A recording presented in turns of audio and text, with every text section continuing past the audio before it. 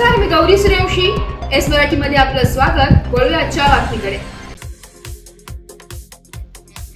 पत्रकार दिनी विद्यार्थी व शिक्षकांनी घेतली पत्रकारांची मुलाखत. 6 जानेवारी पत्रकार दिनानिमित्त दिंडोरी जनता इंग्लिश स्कूलमध्ये आगळावेगळा उपक्रम राबवत पत्रकार दिन साजरा केलाय.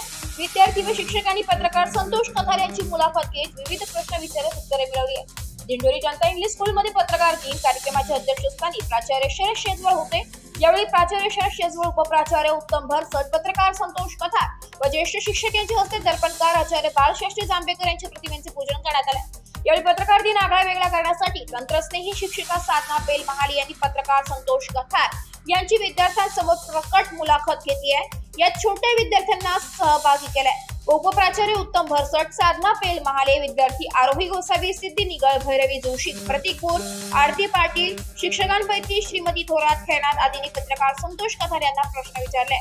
त्यांनी प्रत्येक प्रश्नाला समर्पक अशी उत्तरे दिली आहेत. या निमित्ताने विद्यार्थ्यांना व शिक्षकांना पत्रकारिता काय असते, लोकशाहीचा चौथा स्तंभ का म्हटले जाते, पत्रकार होण्यासाठी काय आवश्यक असते, कोणते गुण असावे लागतात, काय अडचणी असतात, अशी अनेक गोष्टींची माहिती मिळाली आहे.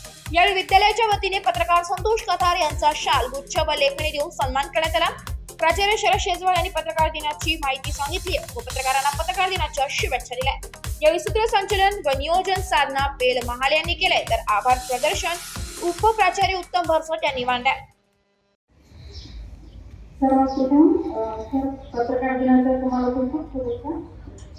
खरं तर मला जो प्रश्न विचारायचा होता नाही, परंतु मला अजूनच प्रश्न आहे. सर, जर पेड न्यूज असं म्हणतात तर आमच्या सगळ्या विद्यार्थ्यांना पण कळलं पाहिजे पेड न्यूज म्हणजे काय असतं. तसा हा विषय गोपनीय आहे, परंतु ठीक आहे, काय हरकत नाही. कारण आचारसंहितेच्या काळामध्ये या ज्या गोष्टी असतात या गोष्टीला खूप जपलं जातं. कारण आताच विधानसभेची निवडणूक झाली आणि जाहिरात आणि पेड न्यूज याच्यामध्ये फरक असतो. बातमी याच्यात फरक असतो. बातमी ही उकळ दिली जाते म्हणजे प्रकारचा चार्ज नसतो, म्हणजे कुठल्याही प्रकारचे असू द्या. दुसरा जो भाग आहे जाहिरात म्हणजे कोणाचा वाढदिवस आहे, कोणाचं दसरेंची आहे किंवा कोणाचा शुभेच्छा द्यायच्या आहेत, कोणाची निवड झालेली आहे, ते जे छापले जातात ते त्या पेपरचे दर ठरलेले असतात. त्याचे दर पण खूप मोठ्या प्रमाणात असतात. मी काय आता एवढं सोपं राहिलेलं नाही. परंतु दुसरा जो विषय मॅडम काढला पेड न्यूज हा जो प्रकार आहे त्या गोष्टी तशा सांगितल्या नाही पाहिजे, परंतु काही हरकत नाही. वर्तमानपत्राचा संपादक हा मालक असतो आणि तसा जर विचार केला तर 5 रुपयाला पेपर मिळतो, परंतु पेपर तयार करण्यासाठी 8 ते 9 रुपये खर्च लागतात. लक्षात घ्या. आता हे सांगण्याचं कारण असं की पेड न्यूजला सांगत असल्यामुळे जर 5 रुपयाला पेपर मिळतोय आणि त्याला एक पेपर बनवण्यासाठी 8 ते 9 रुपये खर्च लागत असेल तर वरचे 4 ते 5 रुपये तो संपादक कुठून आणणार, हा मुद्दा लक्षात घ्या. आणि हे करत असताना इलेक्शनच्या कालावधीमध्ये ते ज्या काही पेड न्यूज असतात त्या पेड न्यूज छापल्या जातात. फक्त इलेक्शनच्या कालावधीमध्ये, इतर वेळेस कुठल्या प्रकारची पेड न्यूज कोणी घेत नाही, हा प्रकार नसतो. फक्त इलेक्शन निवडणूक जेव्हा असते तेवढ्याच कालावधीमध्ये पेड न्यूज घेतली जाते. तर खूप छान पद्धतीने माझ्या प्रश्नांचं उत्तर दिलं आहे. तर मला एक असा प्रश्न विचारायचा आहे की आपण ना पूर्वी म्हणजे स्वातंत्र्य मिळाल्यापासूनच्या काळामध्ये म्हणजे लोकमान्य टिळकांच्या काळापासून केसरी असेल, मराठा असेल किंवा दर्पणकार असेल, ही सगळे जे वृत्तपत्रचे जे पत्रकार आहेत या पत्रकारांवरती आपण पहिल्यापासून बघतो तुलना म्हणजे त्यांनी समाजाच्या विरुद्ध किंवा एखादी चुकीची वाईट चालीरीती चालू आहे किंवा चुकीचं कोणी काहीतरी केलंय आणि एखादी न्यूज त्यांनी छापली आहे तर त्यांच्यावरती अगदी हल्ले होतात. त्यांचा जीव जिथे काहींचा हत्या पण झालेला आहे. म्हणजे निर्भीड म्हणजे जर पत्रकार जो आहे तर निर्भीडपणे आपलं मत मांडायला जातोय तर त्याचा जीव धोक्यात येतोय, त्याच्या कुटुंबाला धोका निर्माण होतोय. सो म्हणजे आता आपण बघतो की मागे आहे की प्रज्ञा ठाकूर किंवा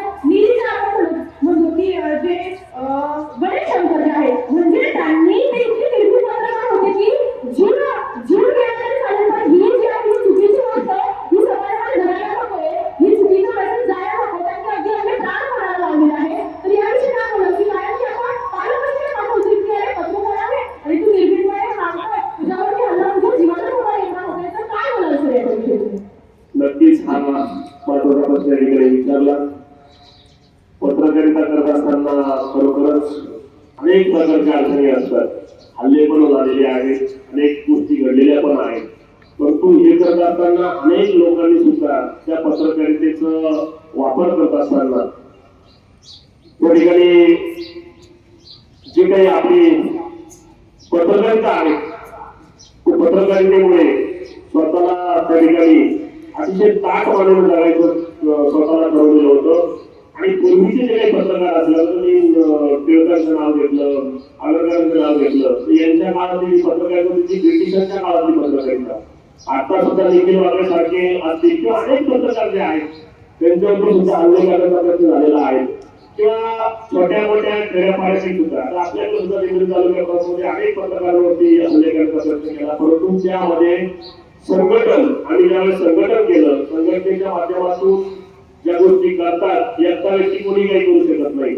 आणि आता गेल्या 2 वर्षापासून सर्वात महत्वाचा म्हणजे जो काही कायदा त्या ठिकाणी शासनाने केला तो कायदा असा आहे की पत्रकारांवरती जर हल्ला झाला तर त्याच्या संबंधित गुन्हेगाराला अजामीन पात्र म्हणून आता एवढे जे काही हल्ले आहेत ते हल्ले कमी झाले, हल्ले कोणी त्या ठिकाणी करत आहे.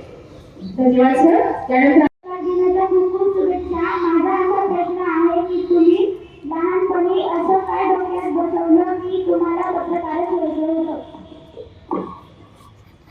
नक्कीच तसं जर पाहिलं तर तुम्हाला निमित्ताने मी असं आव्हान करेन तर मी सुद्धा तुमच्या सरकार एका खेडेगावाला शेजारच्या तळेगावचा 10वीचं शिक्षण गाव पातळीवरच आणि 10वीनंतर आपल्याकडे ऍडमिशन आपल्या या विद्यालयामध्ये घेतलं.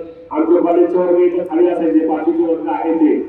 आणि हे करत असताना मला जी वाचनाची आवड निर्माण झाली पत्रकारिता करण्यासाठी जे काही वर्तमानपत्र होते त्या वर्तमानपत्रामध्ये पहिले स्तंभ लिहिले जायचे. म्हणजे फक्त आपला लेख एखादी गोष्ट छापून यायची. सुरुवातीला लोकमतला माझं पहिलं लेख छापून आल्यानंतर मला इतका आनंद झाला की आपण सुद्धा पत्रकार होऊ शकतो. आणि ते करण्यासाठी वाचन खूप महत्वाचे असते आणि त्यातूनच मला पत्रकारितेमध्ये प्रवेश केला.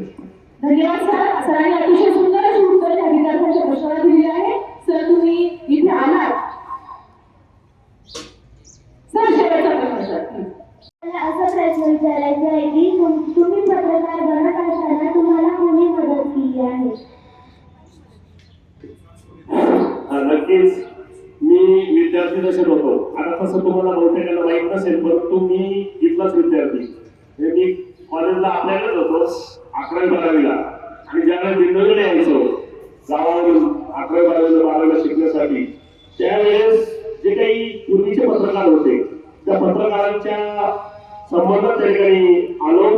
मला त्या ठिकाणी वेगवेगळ्या प्रकारचे वर्तमानपत्र वाचण्याची आवड होती. आणि जे काही गोष्टी दिसायच्या त्याचा थोडासा भाग यायचा की समाजामध्ये चाललंय काय. म्हणजे अक्षरशः पूर्वीच्या ठिकाणी साधं अटेस्टेशन जरी करायचं असलं तर ते अटेस्टेशन करण्यासाठी ते कागदपत्र घेऊन जायचं अतिशय लागून जायचं. अशा अनेक प्रसंग आहेत किंवा दाखल्याच्या बाबतीत असतील की दाखले सुद्धा काही ना वेळेवर जात नव्हते किंवा असं स्वतःला मी त्याचा अनुभव घेतलेला होता. आणि तेव्हापासून ठरवलं की आपण काहीतरी करण्यासाठी पत्रकार झालं पाहिजे. जरी आपल्याला नोकरी असली नसली तरी समाजाची सेवा करण्याच्या दृष्टिकोनातून पत्रकारितेचा हा विषय त्याच्या निवडला आणि त्याची आवड असल्यामुळे पत्रकारितेमध्ये त्यांनी गेलं. साठी गावोगावी जातात का? हा महत्वाचा प्रश्न आहे. पूर्वीचा काळ होता आधीचं पत्रकारिता त्यावेळेस गावोगाव गेल्याशिवाय बातमी मिळत नव्हती. तेव्हा मोबाईल नव्हते. एखादी घटना एखाद्या गावात घडली ती बातमी घेण्यासाठी तिथं जावं लागायचं. परंतु आता पत्रकारिता तशी राहिलेली नाही. उदाहरणार्थ वरीला काही घटना घडली तर तिथं जाण्याची गरज नाही. तिथून डायरेक्ट फोटो आणि माहिती आपल्याला मोबाईलवर येत असते आणि तीच बातमी त्या ठिकाणी करता येते. परंतु खूप काही मोठ्या सभा असतील किंवा मोठे नेते मंडळी असतील तर अशा वेळेस आपल्याला घरी बसून बातमी घ्यावं लागते ती जावं लागते आणि ती बातमी त्या ठिकाणी घेऊन जाऊन घ्यावी लागते. धन्यवाद. सरांनी अतिशय सुंदरपणे निर्भीडपणे या प्रश्नांची उत्तरं दिली आहे. सर आज इथे या कार्यक्रमासाठी उपस्थित राहिले. आदरणीय आपले मुख्याध्यापक सर हेही उपस्थित राहिले. उपमुख्याध्यापक सर सर्वांचे आणि जे प्रश्न विचारणारे सगळे जे आमचे छोटे छोटे पत्रकार आहेत आणि ऑडियन्स मधून पण ह्या सुंदर सुंदर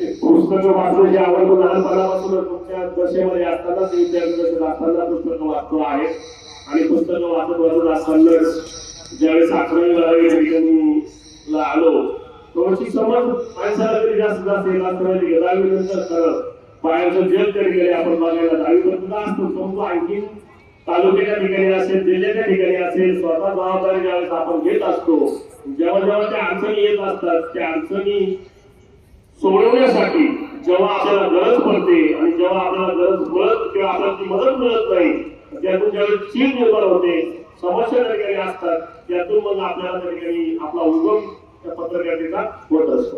सर मला असं विचारायचं आहे की या पत्रकारी करता करता तुमच्या जीवनामध्ये असा काही प्रसंग आला की नाही इथून पुढे मी पत्रकारिता करणार नाहीये खूप इमोशनल झालं मी घाबरले खूप असं नाही एकदम की नाही मला उद्यापासून पत्रकारिता सोडायची असा काही प्रसंग असेल तर आज तरी जास्त 27 वर्षाच्या कालावधीमध्ये नक्कीच 1 ते 2 घटना अशा पण घडलेल्या आहेत की एखाद्या बातमीमुळे एखाद्या राजकीय व्यक्तींना वाईट वाटलेले असेल त्या राजकीय व्यक्तीने तो राग व्यक्त केलेला असेल परंतु असा खूप मोठा प्रसंग आला नाही त्याचं कारण असं आहे की आमचं संघटन त्या ठिकाणी जोरात होतं आणि संघटनेपुढे कोणता किती मोठा राजकीय व्यक्ती असला तर तो काहीच करू शकत नाही कारण त्यांना माहिती आहे की एका पत्रकाराला जर प्रामाणिकपणे त्याची बातमी चुकीची असेल तर नक्कीच चुकीची जर असेल तर तो पत्रकार पण घाबरत नाही तर अशा वेळेस ते संघटन खूप महत्वाचं असतं.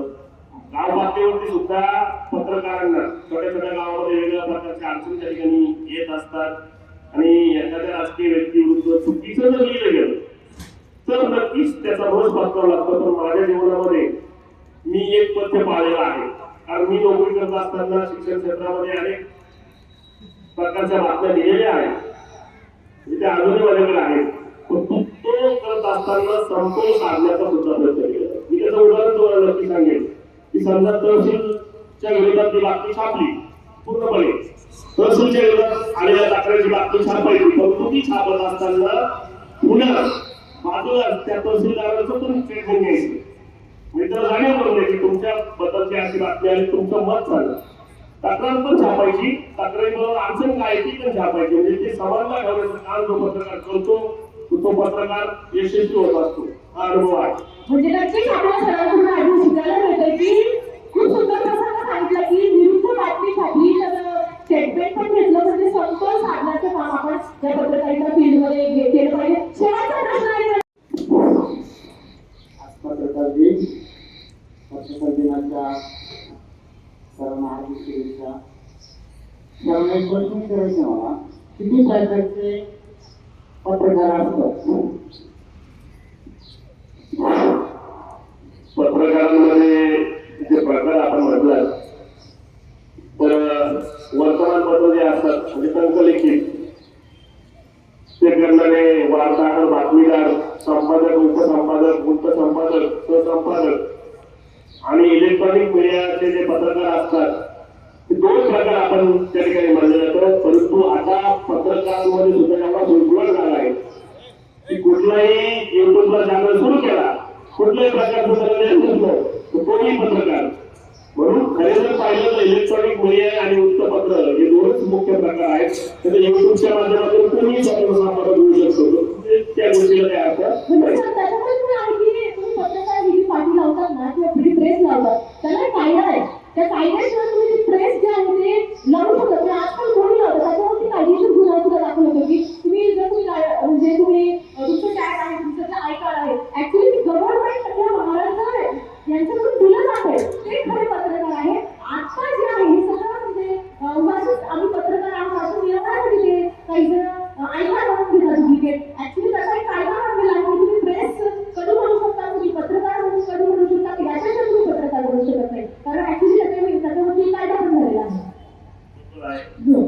की अधिकृत जे आपलं ओळखपत्र असतं ते ओळखपत्राचं मी शेवटचं सांगेल फक्त की एखाद्या वर्तमानपत्राला जे ओळखपत्र दिलं जातं ते ओळखपत्र सुद्धा निवडणुकीच्या ठिकाणी लागू होत नाही. म्हणजे हा बदल लक्षात घ्या.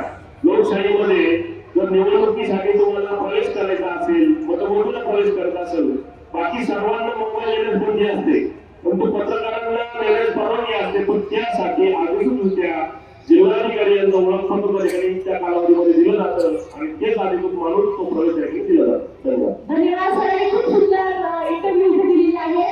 मी सरांचं विद्यालय परिवारातर्फे पुन्हा एकदा जोरदार टाळ्या स्वागत करूया सरांचं.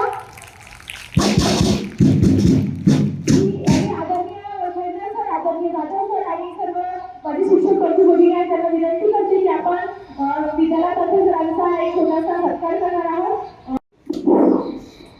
आज पत्रकार दिन, पत्रकार दिनाच्या सर्वांना हार्दिक शुभेच्छा. सर्वांना एक प्रश्न विचारायचे मला, किती प्रकारचे पत्रकार असतात?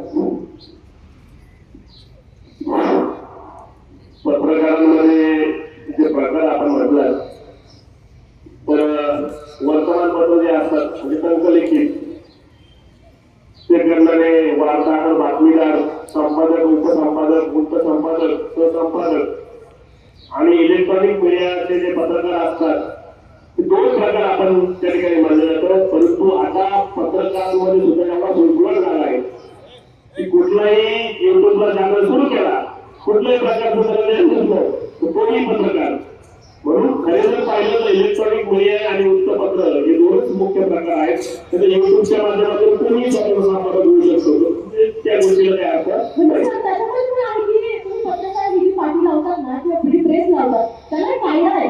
त्या कायद्याशिवाय तुम्ही प्रेस जे आहे ते लावू शकत नाही. आजकाल कोणी लावतं त्याच्यावरती कायदेशीर गुन्हा सुद्धा दाखल होतो की तुम्ही जर म्हणजे तुम्ही तुमचं टॅग आहे, तुमचं आय कार्ड आहे, ऍक्च्युली गव्हर्नमेंट किंवा महाराष्ट्र यांच्याकडून दिलं जाते ते खरे पत्रकार आहे. आता जे आहे हे सगळं म्हणजे उगाचच आम्ही पत्रकार आहोत असं मिळवण्यासाठी ते काही जण आय कार्ड म्हणून घेतात डुप्लिकेट. ऍक्च्युली त्याचा एक कायदा बनलेला आहे की तुम्ही प्रेस कधी म्हणू शकता, तुम्ही पत्रकार म्हणून कधी म्हणू शकता की याच्याशिवाय तुम्ही पत्रकार बनू शकत नाही. कारण ऍक्च्युली त्याच्यावरती कायदा पण झालेला आहे.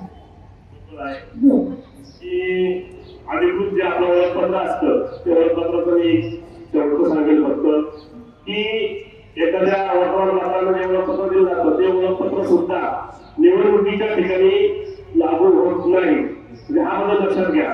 लोकशाहीमध्ये जर निवडणुकीसाठी तुम्हाला प्रवेश करायचा असेल, मतमोजणीला प्रवेश करायचा असेल, बाकी सर्वांना मोबाईल येण्यास बंदी असते, परंतु पत्रकारांना येण्यास परवानगी असते. पण त्यासाठी अधिकृतरित्या जिल्हाधिकारी यांचं ओळखपत्र त्या ठिकाणी त्या कालावधीमध्ये दिलं जातं आणि तेच अधिकृत मानून तो प्रवेश त्या ठिकाणी दिला जातो. धन्यवाद. धन्यवाद सरांनी खूप सुंदर इंटरव्ह्यू इथे दिलेली आहे.